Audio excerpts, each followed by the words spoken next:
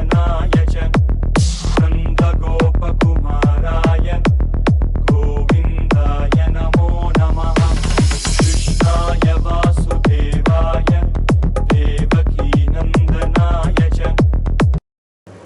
ఈ లోకాన్ని తీక్షణంగా పరిశీలన చేస్తే మనకు లోకంలో రెండే అనుభవాలు ప్రతినిత్యం మనం ఎదుర్కొంటుంటాం. అందులో ఒకటి సుఖం, రెండవది దుఃఖం. సుఖం అన్నా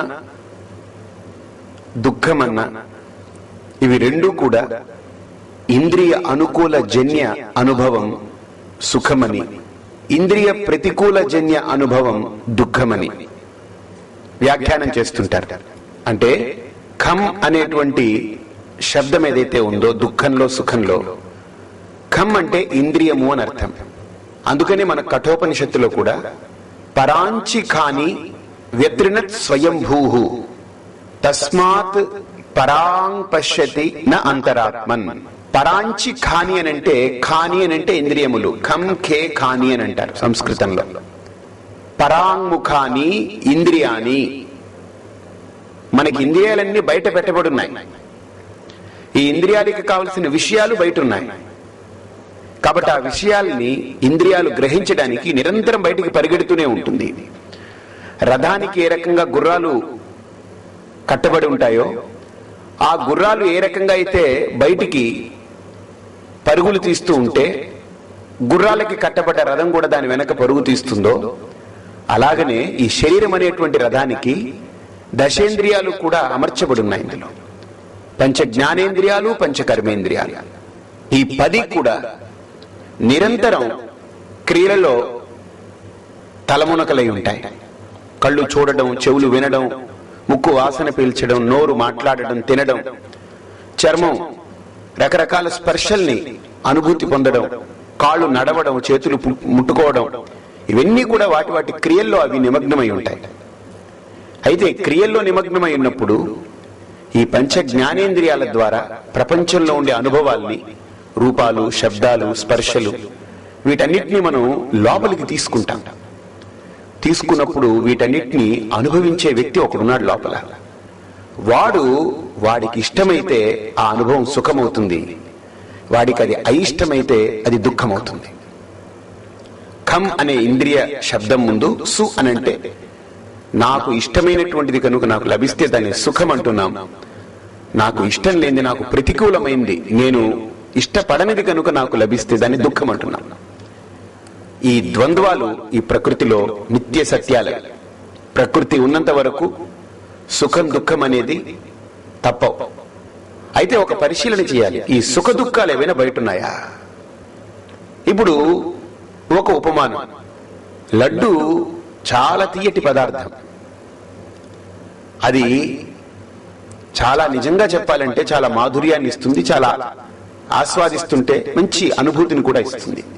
అయితే ఏ రకమైన జబ్బు లేనివాడు, ఏ రకమైన ఇబ్బందులు లేనివాడు మధురాన్ని ఇష్టపడేవాడు తింటే అది సుఖాన్ని ఇస్తుంది. మధుర పదార్థం అంటే ఇష్టం అయ్యున్నప్పటికీ కూడా వాడి కనుక షుగర్ అనే జబ్బు ఉందని, అంటే చక్కెర వ్యాధి, వాడు తింటే అది వాడికి దుఃఖాన్ని ఇస్తుంది. అంటే ఇప్పుడు దుఃఖం ఇచ్చేటువంటి గుణం కానీ వాడికి సుఖం ఇచ్చే గుణం కానీ ఆ వస్తువులో ఉందా? పరిశీలన చేస్తే లేదు, అది వ్యక్తిలో ఉంది. కాబట్టి సుఖ దుఃఖాలు అనేవి నేను ఏర్పరచుకున్నటువంటి ఒక లిస్ట్. అది నాకు ఇలా ఉంటే సుఖం, ఇలా ఉంటే దుఃఖం, ఇలా ఉంటే సుఖం, ఇలా ఉంటే దుఃఖం అని నేను లోపల ఎవరైతే అనుభవిస్తున్నాడో ఈ ఇంద్రియాలు తీసుకొచ్చిన విషయాల్ని, ఆ విషయాల్ని లిస్టు వేసి ఇలా ఉంటే సుఖం, ఇలా ఉంటే దుఃఖం అనేటువంటి 2 చాప్టర్స్ కింద విభజించి ఈ లోకంలో వాడు చేసే పని ఏంటంటే ఉదయం కళ్ళు తెరిచినప్పటి నుంచి రాత్రి పడుకునేదాకా అనుభవాల్ని పోగు చేసుకుంటున్నాడు. పోగు చేసుకున్న అనుభవాల్ని విభజించుకుంటున్నాడు. సుఖము లిస్టులోకి కొన్ని, దుఃఖాల లిస్టులోకి కొన్ని. ఇలాగ జీవితం గడిచిపోతుంది. ఏదో ఒక పాయింట్లో ఒక 40 ఏళ్ళు, 50 ఏళ్ళు, 60 ఏళ్ళు, 70 ఏళ్ళు బ్రతికిన వ్యక్తిని నువ్వు జీవితంలో ఏం సాధించావంటే అనుభవాలు అంటాడు. ఏమిటి అనుభవాలు? 2, సుఖం దుఃఖం. సుఖం ఇచ్చేవి, దుఃఖాలు ఇచ్చేవి. కానీ సుఖ దుఃఖాలు బయట లేవు, గుర్తుపెట్టుకోవాలి. ఇది ప్రకృతి, వస్తువులు, పదార్థాలు. కాబట్టి ద్వంద్వాలు అనేటువంటిది సుఖ దుఃఖే సమోకృత్వా లాభాలాభౌ జయా జయౌ. అక్కడ సుఖ దుఃఖాలు అనేటువంటివి ఈ ప్రకృతిలో మనం తొలగించేయాలనుకుని ప్రయత్నం చేయడం చాలా భ్రమ. నాకు సుఖమే కావాలి, దుఃఖం ఉండకూడదు అనుకోవడం తప్పు కాదు. కానీ దుఃఖాల్ని లేకుండా చేయడం అనేటువంటిది చాలా పెద్ద ప్రమాదకరమైన విషయం. అది అవివేకంతో కూడుకున్నటువంటి క్రియగా వర్ణించబడుతుంది శాస్త్రం. అందుకని చీకటి ఉండకూడదు, నాకు పగలే కావాలి, లేదు నాకు వేడి ఉండకూడదు, ఎప్పుడూ చల్లగా ఉండాలి అంటే ద్వంద్వంలో ఒకదాన్ని మనం నాశనం చేసి ఇంకో దాన్ని మనం ఉంచుకోవాలనుకోవడం అనేటువంటిది అవివేకం. అది కాబట్టి మనకు శాస్త్రం అంటుంది సుఖ దుఃఖాలు, రాత్రి పగలు, చలి వేడిమి, ఇవన్నీ ద్వంద్వాలు, ప్రకృతి యొక్క సహజ సిద్ధమైనటువంటి గుణాలవి. అందుకనే శాస్త్రం భగవద్గీతలో కూడా కృష్ణుడు ద్వంద్వాతీతో విమత్సరః కృష్ణుడు అంటున్నాడు. అంటే ద్వంద్వాలకి అతీతుడు అవ్వగలిగితే బాగుంటుంది. ఈ లోకంలో ఒక గొప్ప పదం వాడుతుంటాం మనం తెలుగులో, సంస్కృతంలో కూడా ఆనందః అనే ఒక పదం వాడుతుంటాం. సుఖము అనే శబ్దం నాకు హాయినిచ్చిన దానికి ప్రత్యర్థి ఉంది, దుఃఖము అనేది, ద్వంద్వం ఉంది. సుఖము అనేది ద్వంద్వ సహితమైంది, నిర్ద్వంద్వం కాదది. కానీ ఆనందం అనేది ద్వంద్వరహితమైనటువంటిది. అయితే ఈ లోకంలో ఆనందం ఎక్కడుందండి? చెబితే అదే పొందుతాం మనం, ఇంక సుఖం పొందొద్దని అనుకుంటాం. ఆనందం పొందడానికి ఈ లోకంలో దొరకదు. ఈ లోకంలో ఆనందం ఎక్కడుందని అంటే లోకాన్ని వదులుకున్నప్పుడే నీకు ఆనందం వస్తుంది. అది మనకు ప్రత్యక్షంగా అనుభవం, మనకు ప్రత్యక్ష అనుభవం. అది ప్రతిరోజు రాత్రి అలసిపోయి మంచం మీద మనం పడుకున్నప్పుడు మనం ప్రపంచాన్ని మరిచిపోతున్నాం, మన ఇళ్ళు మన ఊళ్ళు మరిచిపోతున్నాం. అసలు మన వ్యక్తిత్వాన్ని పడిపోతుంది, అక్కడ మన వ్యక్తిత్వం కూడా పడిపోతుంది. నేనెవరో నాకు తెలియకున్నటువంటి స్థితికి వెళ్ళిపోతున్నాను ఆ గాఢ నిద్రలో. అక్కడ ఎలా ఉన్నాను? ఆ గాఢ నిద్రలో నాకేమైనా కోరికలు ఉన్నాయా? నాకేమైనా భావాలు ఉన్నాయా? నాకేమైనా ఆలోచనలు కదులుతున్నాయా? నా వ్యక్తిత్వం ఏమైనా నిలబడుందా అక్కడ? నేను ఫలానా అని గుర్తించేటువంటి స్థితి ఏమన్నా ఉందా? ఏమీ లేదు. ఈ లోకం లేదు, ఏమీ లేదు. మరి అక్కడ నేను ఎలా ఉన్నానంటే ఉదయం లేవగానే మనిషి అబ్బా చాలా హాయిగా ఉన్నానండి, అసలు అక్కడ ఏమీ లేదండి కానీ హాయిగా ఉన్నానంటున్నాడు. అంటే అది ఆనందం. ఆ ఆనంద స్థితి అనేటువంటిది ఈ లోకంలో ఎక్కడా లభించదు. ఈ లోకంలో సుఖాలు లభించవచ్చు, దుఃఖాలు లభించవచ్చు, మన అనుభవాల్ని మేళవించుకొని పదార్థాలని తెచ్చుకుంటే. కానీ గుర్తుపెట్టుకోండి, ఆనందం అనేది మటుకు ఈ లోకంలో ఎక్కడా లభించేటువంటి పదార్థం కానే కాదు. కాబట్టి ఆనందాన్ని పొందాలనుకుంటే కనుక ఈ లోకంలో వస్తువుల్ని మనం పోగు చేసుకున్నట్టు ఆనందానికి ఈ లోకంలో ఉపాయం లేదు. ఒకటే ఉపాయం, ఆనందానికి, లోకాతీతమైనటువంటి ఆ ఆనందానికి, అలౌకికమైనటువంటి ఆనందాన్ని పొందాలి అని అంటే ఇక్కడ మన శాస్త్రం అంటుంది ఆత్మజ్ఞానం మాత్రమే దానికి హేతు అవుతుంది. అలౌకికమైనటువంటి ఆనందాన్ని, లోక సంబంధం లేనటువంటి దేశ కాల వస్తు అపరిచ్ఛిన్నమైనటువంటిది ఆనందం. అంటే అది ఎక్కడ దొరుకుతుంది? దేశంలో కాదు. అది ఎప్పుడు దొరుకుతుంది? కాలంతో సంబంధం లేదు. అది ఏ వస్తువు వల్ల దొరుకుతుంది? వస్తువులతో సంబంధం లేదు. దేశ కాల వస్తు అపరిచ్ఛిన్నమైనటువంటిది, అనవద్యమైనటువంటిది. దేశకాల వస్తువులతోటది ఏ రకమైనటువంటి సంబంధం లేకుండా అది నిత్య సత్యమై మన స్వరూపంగా వెలుగొందుతుందంటుంది శాస్త్రం. అందుకనే దాన్ని ఆత్మానందము అని అంటారు. దాన్నే మన శాస్త్రంలో సచ్చిదానంద స్వరూపము అని అంటారు. సత్యం జ్ఞానమనంతం బ్రహ్మ అని శాస్త్రం కూడా చెబుతుంది. కాబట్టి విచారణ చేస్తే కానీ ఈ సిద్ధం అవ్వదు ఈ విషయం. కాబట్టి ఇక్కడ మనం చేయవలసిన మొట్టమొదటి విషయం ఏంటంటే, ఇప్పుడు ఆత్మానందమే కనుక స్వరూపమైనటువంటి ఆ ఆత్మానందాన్ని ఎలా పొందాలి? అది కేవలం ఒక్క మోక్ష శాస్త్రమే మనకు దాని గురించి పూర్తి వివరణిస్తుంది. ఈ లోకంలో మీరు చూస్తే, నాకు ఆర్థిక వ్యవస్థని నేను మెరుగుపరుచుకోవాలనుకుంటే ఆర్థిక శాస్త్రం మాట్లాడుతుంది. నేను ఫలానా ఉన్నతమైనటువంటి పుణ్యకర్మలు చేయాలనంటే ధర్మశాస్త్రం నాకు పుణ్యకర్మలు ఎలా చేయాలని చెప్తుంది. లేదు ఒక భౌతిక శాస్త్రం తీసుకుంటే సైన్స్, ఫిజిక్స్, ఆ భౌతిక శాస్త్రం ఏం చెప్తుందంటే పదార్థాలు వాటి యొక్క పదార్థపు శక్తుల గురించి చెప్తుంది. రసాయన శాస్త్రం తీసుకుంటే కెమికల్స్, రకరకాల రసాయనాల గురించి మాట్లాడుతుంది రసాయన శాస్త్రం. అలాగనే మ్యాథమెటిక్స్ తీసుకుంటే గణిత శాస్త్రం లెక్కల గురించి చెప్తుంది, క్యాల్కులేషన్స్. ఇలా ఒక్కొక్కటి, జంతు శాస్త్రం ఉంది, జంతువుల గురించి చెప్తుంది. బాటనీ, ఆ చక్కటి చెట్లు, వృక్షాలు, లతలు, తీగలు ఎన్ని రకాలు ఉన్నాయో వాటి గురించి చెప్తుంది. కాబట్టి ఈ రకంగా ఒక్కొక్క విభాగానికి ఒక్కో శాస్త్రం ఉంది. అలాగనే నాకు ఆనందాన్ని కలిగించేటువంటి, ఆనంద స్వరూపమైనటువంటి ఆత్మతత్వాన్ని నేను పొందాలనుకుంటే దానికి ఏమిటి శాస్త్రం, దానికి ఏమిటి సాధనం అని అంటే తస్మాత్ శాస్త్రం ప్రమాణంతే. శాస్త్ర ప్రమాణం. ఏ శాస్త్రం? ఆర్థిక శాస్త్రమా, ధర్మశాస్త్రమా, నీతి శాస్త్రమా? ఏ శాస్త్రం నాకు ప్రమాణం అని అంటే వేదాంతో నామ ఉపనిషత్ ప్రమాణం అంటుంది. అంటే వేదాంత శాస్త్రమే నాకు ప్రమాణం. అయితే ఆ వేదాంత శాస్త్రం ఎక్కడుందండి అంటే మనకు 4 వేదాలు ఉన్నాయి.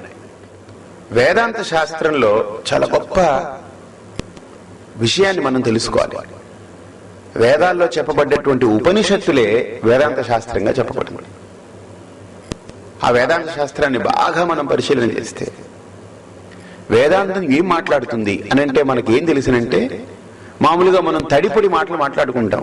ఏంటంటే బ్రహ్మసత్యం, జగన్మిథ్య, కావడి కొయ్యేనోయ్, కుండలు మన్నేనోయ్, ఇవి ఏదో మనం తోచిన పదాలు ఏవేవో మాట్లాడుకుంటాం. మనం దాన్ని వేదాంతం అనుకుంటాం. వేదాంతం అది కాదు. వేదాంతం అనేది 2 విషయాల గురించి మాట్లాడుతుంది. సత్యమైన దాని గురించి మాట్లాడుతుంది, అసత్యమైన దాని గురించి మాట్లాడుతుంది. సత్యాన్ని అసత్యాన్ని మనకు తెలియపరిచి సత్యాన్ని పొందమంటుంది శాస్త్రం. పొందమని చెప్పక్కర్లేదు.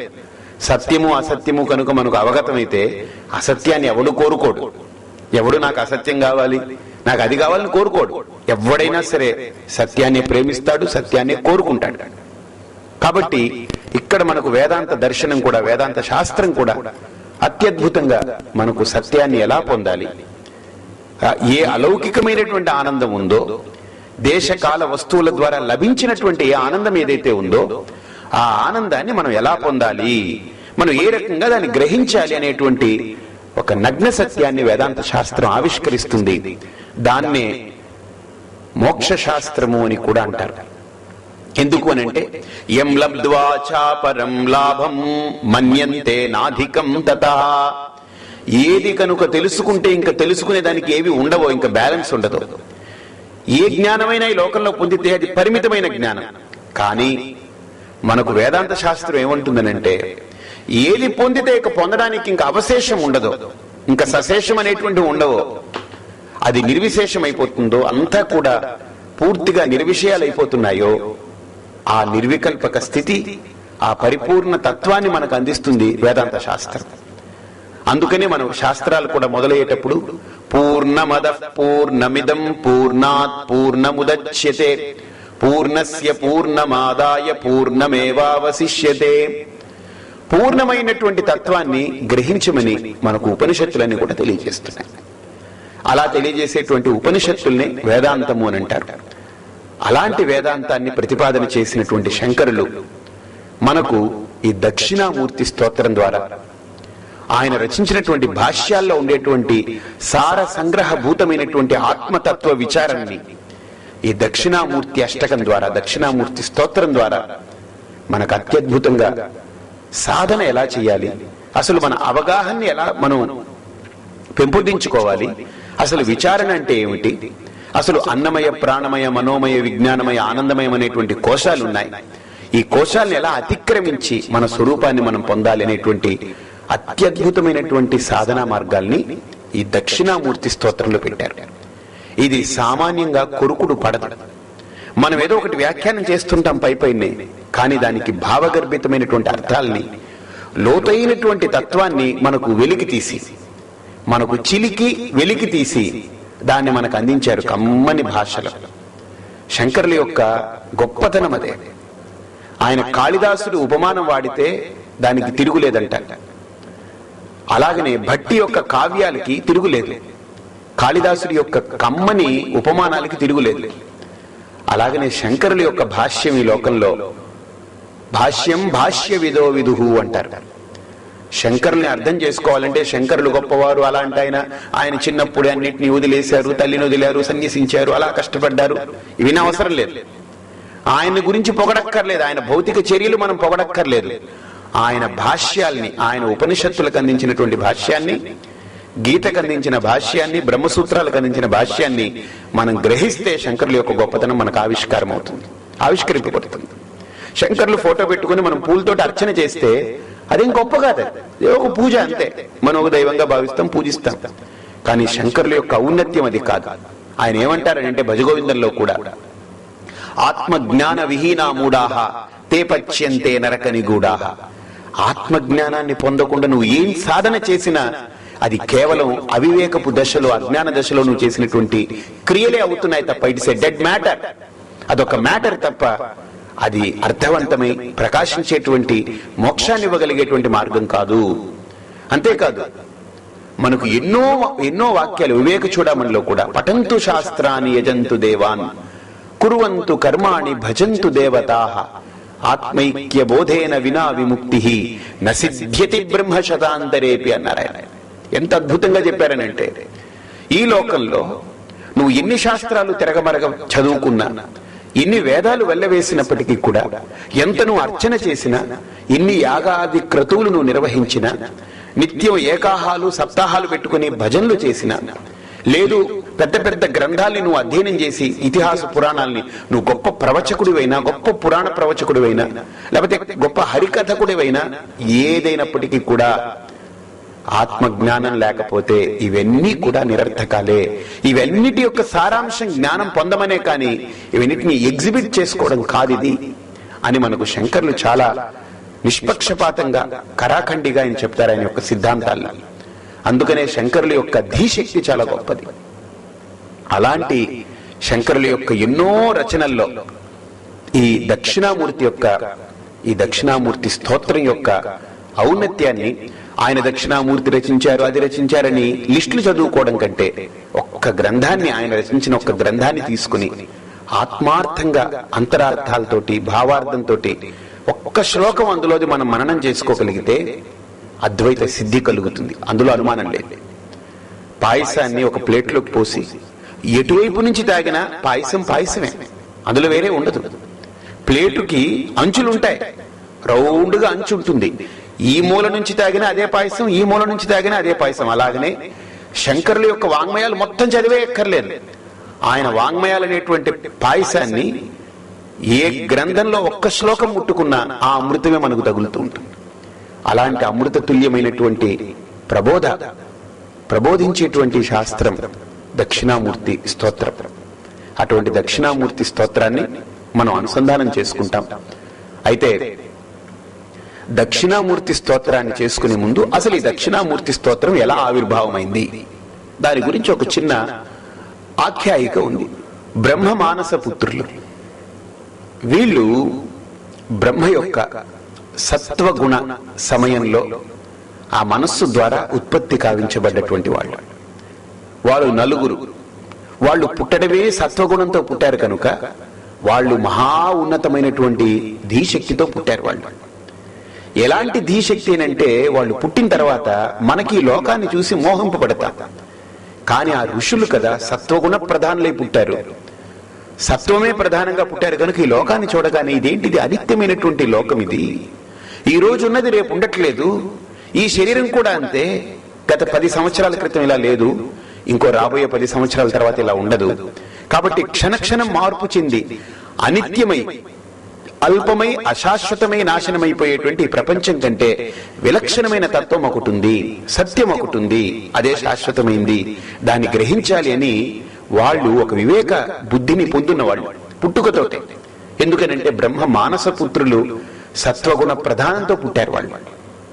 వాళ్ళు నలుగురు, సనక, సనందన, సనత్ కుమార, సనత్ సుజాత అనేటువంటి నలుగురు ఋషులు. వాళ్ళు ఈ నలుగురు కూడా మనకి మోక్ష శాస్త్రాన్ని చెప్పేవాళ్ళు ఎవరో, మోక్షాన్ని ఉపదేశించగలిగినటువంటి వాళ్ళు ఎవరో అని ఆ సత్యం ఏమిటో, ఆ తత్వం ఏంటో గ్రహించాలని తీవ్రమైన తపస్సు చేస్తూ బ్రహ్మలోకానికి వెళతారు. బ్రహ్మలోకంలో వాళ్ళు వెళ్ళిందే తడవు, అక్కడ బ్రహ్మగారు కూర్చుని ఉంటారు, పక్కనే సరస్వతీదేవి కూడా కూర్చుని ఉంటుంది. వీళ్ళు చూస్తారు, చూశారే ఇతను ఎక్కడా, ఇతను ఒక సంసారంలో చిక్కుపోయినాడు. అంటే వీళ్ళు ఋషులు, సమస్తాన్ని త్యజించిన వాడు. వీళ్ళు ఏమని భ్రమపడుతున్నారనంటే, ఏ ఊహలో ఉన్నారంటే వీళ్ళు ఏ ఊహలో ఉన్నారనంటే, మనం అన్ని త్యజించాం, లోకాన్ని విడిచిపెట్టాం, ఏకాకిగా సంచరిస్తున్నాం, ఏకాంతతతో మనం ఉంటున్నాం, మనకు మోక్షాన్ని ఉపదేశించేవాడు కూడా అలాగనే ఉండాలి అనే ఒక నిర్ధారణ వాళ్ళలో కలిగింది. అందుకని బ్రహ్మలోకానికి వెళ్లి చూస్తే బ్రహ్మగారు సరస్వతి ఉంటారు. ఓహో, ఇతనే సంసారంలో కూరుకుపోయినాడు, ఇతను మనకు మోక్షాన్ని ఏం చెప్తాడనుకున్నారు. అక్కడి నుంచి విముఖులయ్యారు, తిరిగి వస్తున్నారు. ఇక వైకుంఠానికి వెళితే అక్కడ చూడగానే మరో సన్నివేశం వీళ్ళ మనసుని ఇంకా గాయపరుస్తుంది. మహావిష్ణు అనంతశయనంలో పడుకుని ఉంటారు. ఆయనకి పాదాల దగ్గర మహాలక్ష్మి కూర్చుని పాదాలు ఉతుతూ ఉంటుంది. వాళ్ళు అనుకుంటారు ముందుదే బెటర్ అనుకుంటారు. కొద్దిగైనా వాళ్ళిద్దరి మధ్య గాలి దూరేంత సందేహం ఉంది. వీళ్ళిద్దరికి అదేం కాదు, ఇప్పుడు పాదాల దగ్గర ఏకంగా కూర్చుని ఎప్పుడూ ఒత్తుతూ ఉంది. ఈయన మనకేం శాస్త్రం చెప్తాడు, ఈయన మనకేం మోక్షాన్ని ఇస్తాడు. సరే, ఇంకా శివుడు మిగిలాడు. అక్కడికి వెళ్ళారు, కైలాసానికి వెళితే అది అత్యంత ఘోరంగా కనిపిస్తుంది. అక్కడ ఏంటనంటే, బ్రహ్మలోకంలో వాళ్ళిద్దరి మధ్య గాలి దూరే సందన్న ఉంది, పర్లేదు.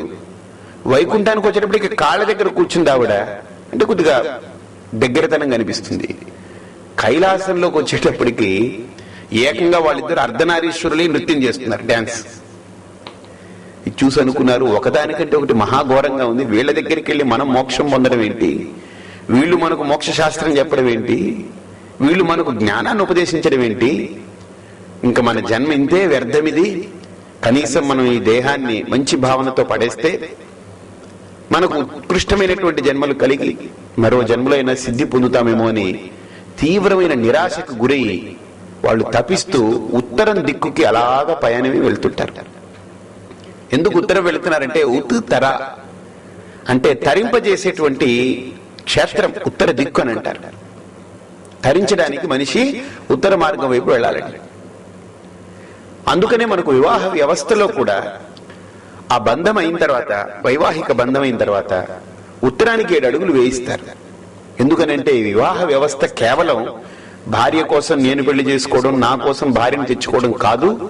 మేమిద్దరం, నాకు నేను తరించాలనుకున్నాను, తరించే మార్గానికి నాకు ధర్మపత్నిగా ఇవిడొచ్చింది కాబట్టి ఆవిడ తరించాలి, నేను తరించాలి, తరించే మార్గం ఉత్తర దిక్కు వైపు వెళ్ళాలి, కలిసి ప్రయాణం చేస్తున్నారన్నమాట.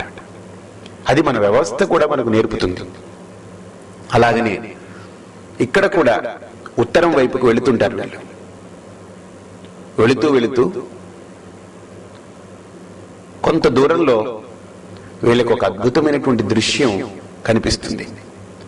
ఒక అనంతమైన ప్రకాశం దేదీప్యమానంగా, జజ్వలామానంగా అక్కడ చాలా అత్యద్భుతమైనటువంటి కాంతులీనితో ఒక ప్రకాశం కనిపిస్తుంది, తేజపుంజం. ఇది ఏమిటిది? ప్రపంచంలో వింత ప్రకృతిది, ఇంత వింత ప్రకృతి ఏమిటిది అసలు? ఇది ఎప్పుడు ఇంతవరకు మేము చూడలేదు. ఇది దీన్ని ఎలాగైనా చూడాలనుకున్నారు. దగ్గరికి వెళ్ళారు. దగ్గరికి వెళ్ళి చూస్తే అక్కడ ఒక అద్భుతమైనటువంటి రూపం, ముగ్ధమోహన రూపం. అది యవ్వన రూపంలో ఉంది. అలా నవనవలాడుతున్నటువంటి లేత మామిడాకుంటే ఎలా ఉంటుందో, చిగురు స్థాయి నుంచి ఇంకొద్దిగా ఎదిగినటువంటి మామిడాకు, లేత మామిడాకు ఎలా ఉంటుందో అలాంటి నవ యవ్వన సౌందర్యం అది.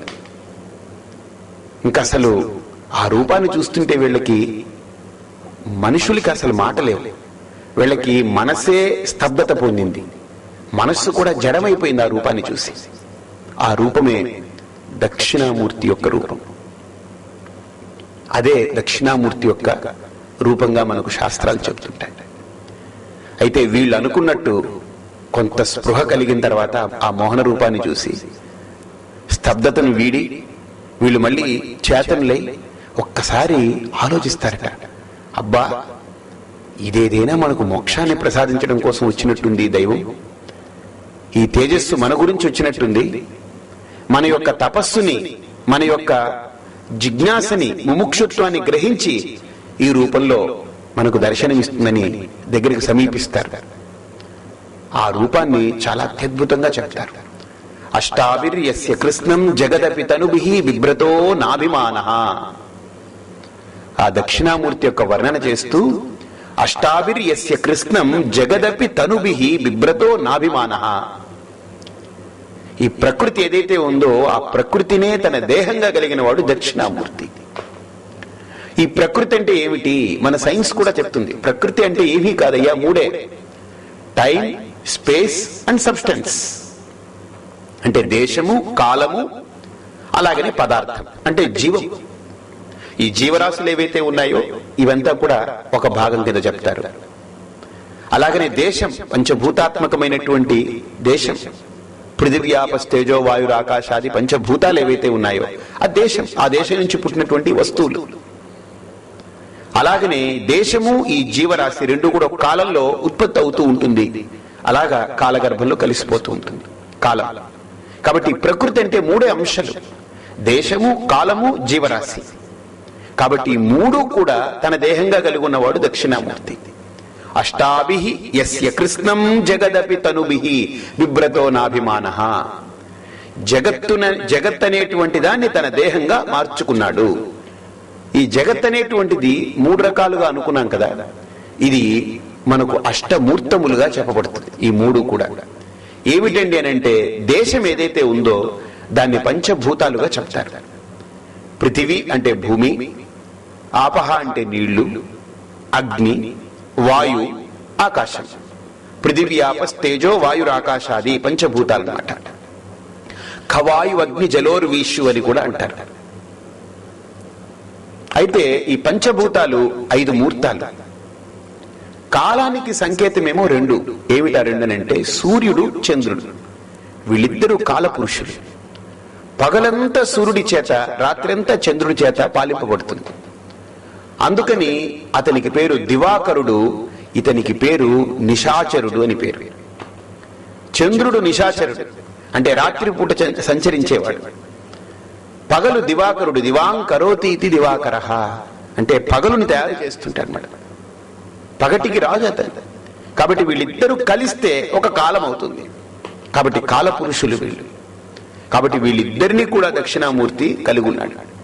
ఇకపోతే జీవరాశికి సంకేతం ఎవరనంటే, ఆయన కాళ్ళ కింద కూర్చున్నటువంటి ఆ 4 ఋషులు, వాళ్ళు జీవరాశికి సంకేతం. కాబట్టి ఇది ఎలా ఉంది మూర్తి రూపం అనంటే, ఈ రూపము అరూపం, ఇది అమూర్తం. అందుకనే మా గురువుగారు కూడా దక్షిణామూర్తి మీద కీర్తన రాస్తూ, దక్షిణామూర్తే అమూర్తే సనకాది మునిజన హృన్మూర్తే దక్షిణామూర్తే అమూర్తే అన్నారు. ఓ దక్షిణామూర్తి, నువ్వు మూర్తివే కావయ్యా, నీ స్వరూపం అన్యమైనటువంటిది, ఈ మూర్తాలతో కూడుకుంది కాదు. అంటే ఇది కేవలం ఉపలక్షణంగా, ఔపచారికంగా ఇది వాడినటువంటి మూర్తమే కానీ యథార్థానికి నువ్వు అమూర్తివి. అంటే ఈ భౌతికమైనటువంటి ఆకృతులు కలిగిన వాడివి కాదు, రక్తమాంసాలు కలిగి ఉన్నటువంటి వాడివి కావు, మిగతా దేవతల వలె ఉన్నటువంటి వాడివి కావును. కాబట్టి దక్షిణామూర్తి గురించి అద్భుతంగా చెప్తారు. అసలు దక్షిణామూర్తి అంటే ఏమిటి? దక్షిణాభిముఖః మూర్తిః యః సహ దక్షిణామూర్తి అని ఒక వ్యాఖ్యానం. అంటే వీళ్ళు ఉత్తరం దిక్కుగా వెళుతున్నారు కనుక, ఉత్తరం అంటే తరింపజేసేటువంటి స్థానం కనుక ఆ దక్షిణామూర్తి ఉత్తరం దిక్కులో కూర్చున్నట్టు. కూర్చుని ఆయన ఏం చేస్తున్నాడంటే, ఆయన దక్షిణానికి చూస్తున్నాడు. దక్షిణం అనేది యమస్థానం. యముణ్ణి దక్షిణామూర్తి చూస్తున్నాడు. అంటే యముణ్ణి కూడా తన వశంలో పెట్టుకున్నవాడు, అంటే మృత్యువుని తన అధీనంలో పెట్టుకున్నవాడు ఎవడు? మృత్యుంజయుడు. అంటే ఈ దక్షిణామూర్తి ఎవరో కాదు, సాక్షాత్తు ఆ పరమేశ్వరుడే దక్షిణామూర్తి రూపంలో వచ్చాడు.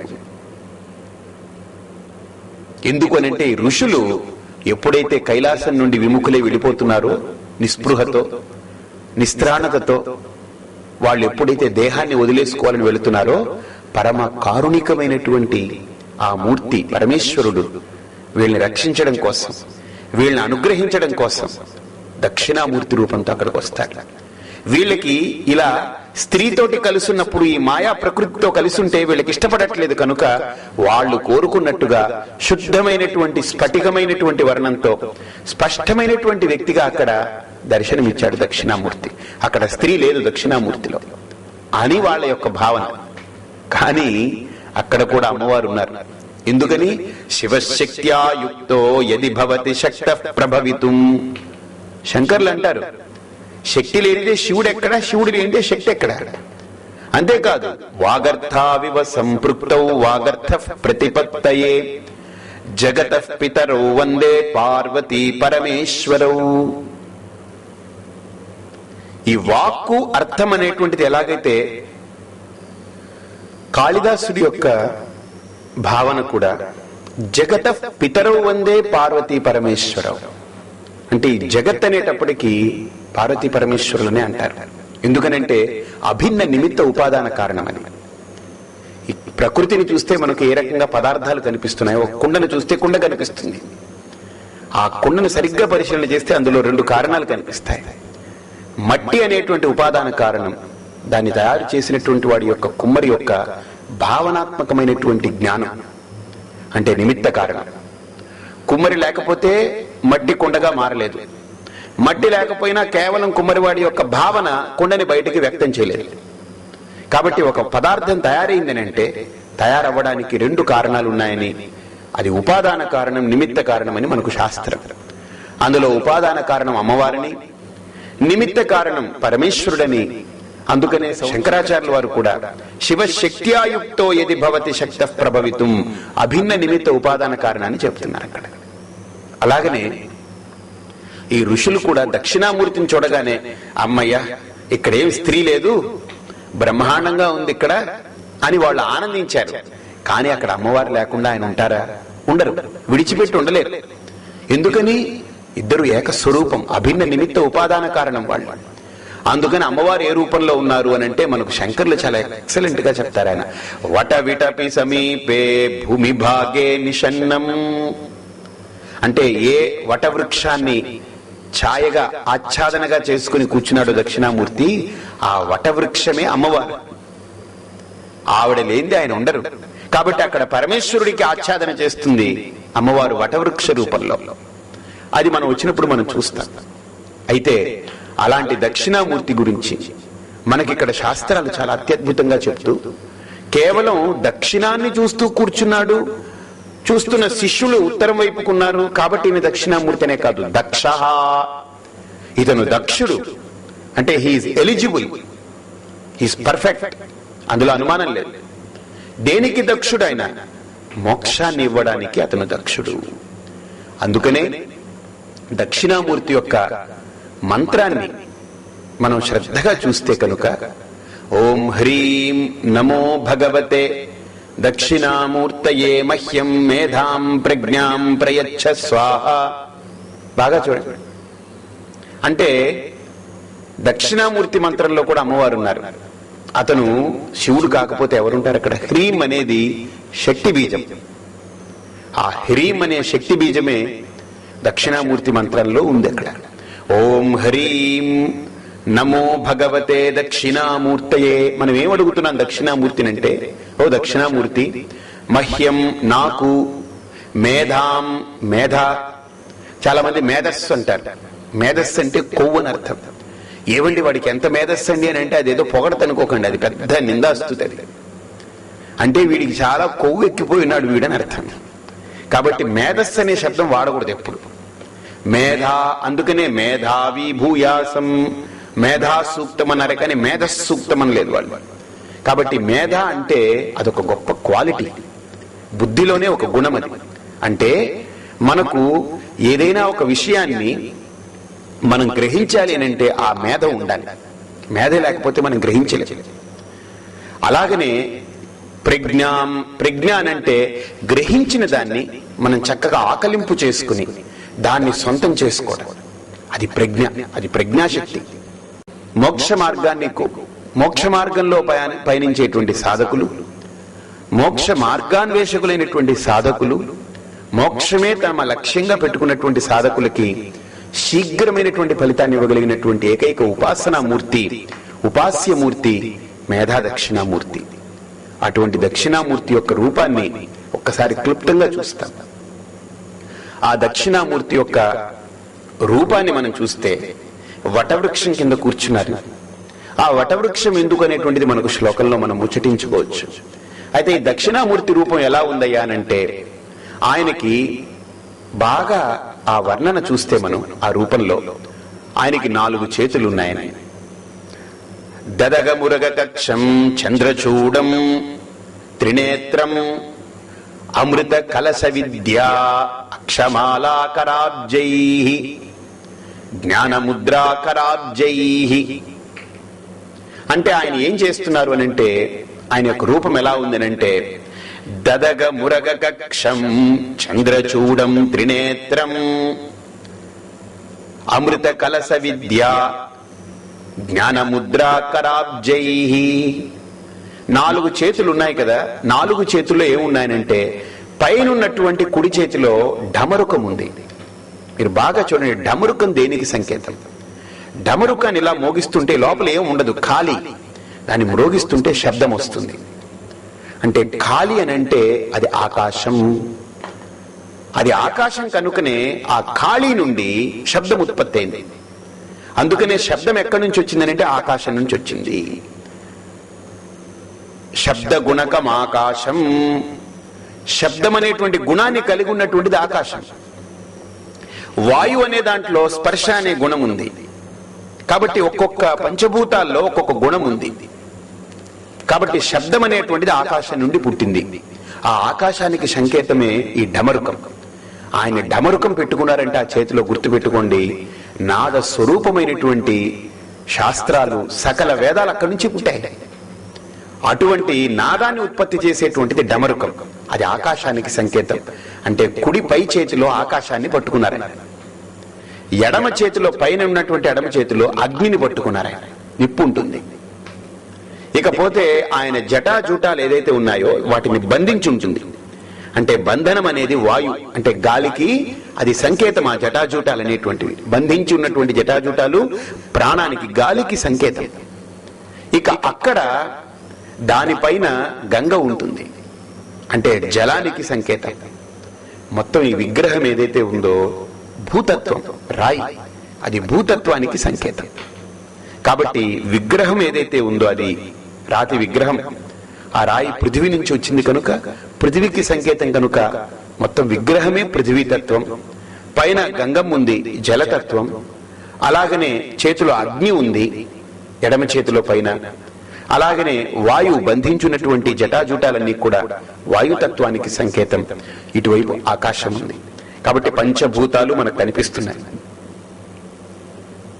అందుకనే పరమేశ్వరుణ్ణి సద్యోజాత, వామదేవ, అఘోర, తత్పురుష, ఈశానం అనేటువంటి పంచముఖాలు అంటున్నాం. ఈ పంచముఖాలు ఏం కాదు, పంచభూతాలే పంచముఖాలు ఆయనకి. సద్యోజాతం అనేది ఆకాశం, వామదేవం అనేటువంటిది వాయు, అఘోరం అనేటువంటిది అగ్ని, తత్పురుషం అనేటువంటిది జలం, ఈశానం అనేటువంటిది పృథివీ. పృథివ్యాపస్తేజోవాయురాకాశాది పంచభూతాలే పంచముఖాలు ఆయనకి. అందుకనే పంచముఖాలు ఉంటాయి పరమేశ్వరుడికని. ఇప్పటికీ నేపాల్లో మనం పశుపతినాథ్ పంచముఖాలతో ఉంటాడనమాట అక్కడ. అంటే పంచభూతాలే పంచముఖాలుగా కలిగి ఉంటాడు. కాబట్టి ఇక్కడ బాగా ఆలోచిస్తే మనం ఈ పంచభూతాలు అక్కడ కనిపిస్తుంది. ఇకపోతే దక్షిణామూర్తి యొక్క శిరోభాగంలో మామూలుగా ఏ దేవుడికైనా ఒకే ఇది ఉంటుంది, చంద్రవంక ఉంటుంది, లేదా సూర్యుడైనా ఉంటాడు. కానీ దక్షిణామూర్తికి ప్రత్యేకత ఏంటంటే ఆయనకి శిరస్సులో ఒక పక్క కుడివైపు సూర్యుడు, ఎడమవైపు చంద్రుడు ఉంటాడు. బాగా ఆలోచించండి. సూర్యచంద్రులు ఇద్దరు కూడా కాలానికి సంకేతం. కాబట్టి పంచభూతాలు దేశానికి సంకేతం, సూర్యచంద్రులు కాలానికి సంకేతం. ఇక ఆయన కూర్చున్నటువంటి కాళ్ళ దగ్గర 4 ఋషులు కూర్చుని ఉంటారు. అంటే జీవకోటికి సంకేతం.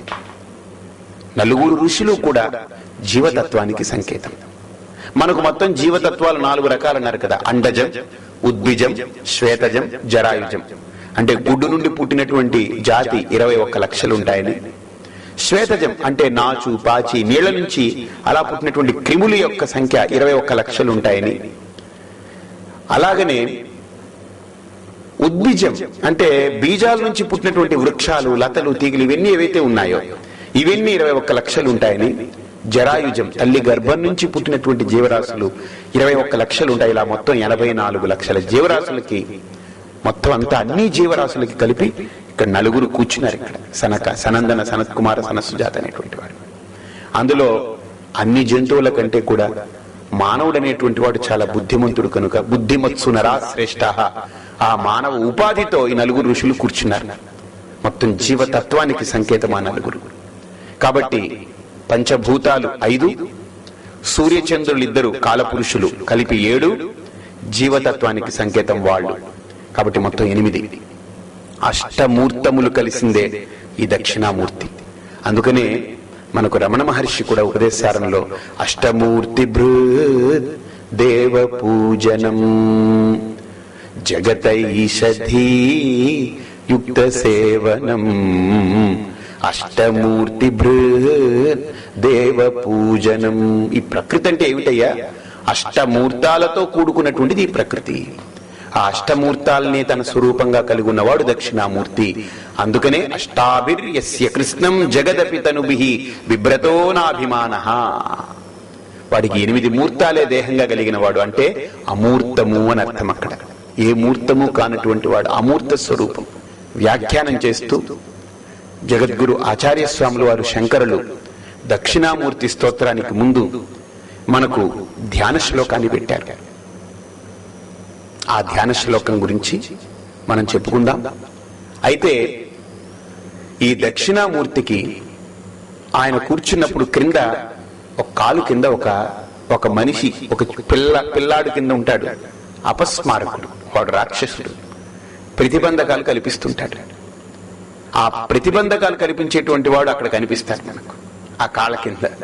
అంటే మనకు మోక్షానికి అవరోధాలు చాలా ఉంటాయి. శ్రేయాంసి బహు విఘ్నాని, శ్రేయో మార్గంలో వెళ్లేవాడికి చాలా విఘ్నాలు ఉంటాయి, ఎన్నో విఘ్నాలు ఉంటాయి. ఆ విఘ్నాలన్నింటినీ కూడా నివారించగలిగేటువంటి శక్తి, సామర్థ్యం కూడా ఆ దక్షత దక్షిణామూర్తికి ఉంది. మళ్ళీ ప్రత్యేకించి మనం విఘ్నేశ్వరుని ప్రార్థించక్కర్లేదు అక్కడ. ఎందుకని? విఘ్నాల్ని, లోకంలో విఘ్నాన్ని నాశనం చేయగలిగిన వాడు గణపతి. అలాగనే చదువుని, మనకు బుద్ధిని ప్రసాదించేది సరస్వతి. అక్కడ 2టికి 2 దేవతలు ఉన్నారు, కానీ ఇక్కడ అన్నిటికీ కలిపి ఒకే దైవం. ఇక్కడ అంటే సమస్తాన్ని ప్రసాదించగలిగే పరిపూర్ణ స్వరూపం ఆ దక్షిణామూర్తి రూపం. కాబట్టి అటువంటి దక్షిణామూర్తికి క్రింద కుడి చేతిని చూస్తే చిన్ముద్రతో ఉంటుంది. చాలా అత్యద్భుతమైనటువంటి ముద్ర, అది జ్ఞానముద్ర. దాని గురించి వస్తుంది ఆ ధ్యాన శ్లోకంలో మనం చెప్పుకుందాం. ఎడమ చేతిలో వేదాలు ఉంటుంది. ఏమిటి దీనికి సంకేతం అని అంటే, ఈ చేతిలో క్రింద ఎడమ చేతిలో వేదాలు ఉంటుంది, ఈ కుడి చేతితో చిన్ముద్ర. అంటే ఈ సకల వేదాల యొక్క సారమే ఇదిగో ఈ చిన్ముద్ర, ఈ జ్ఞానం, జీవ బ్రహ్మ ఐక్యము అని ఆయన సంకేతంగా సూచనాప్రాయంగా సూచిస్తున్నారు.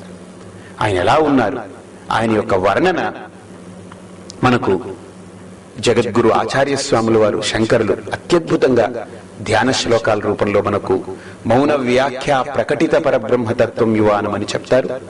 దాన్ని మనం చూస్తాం.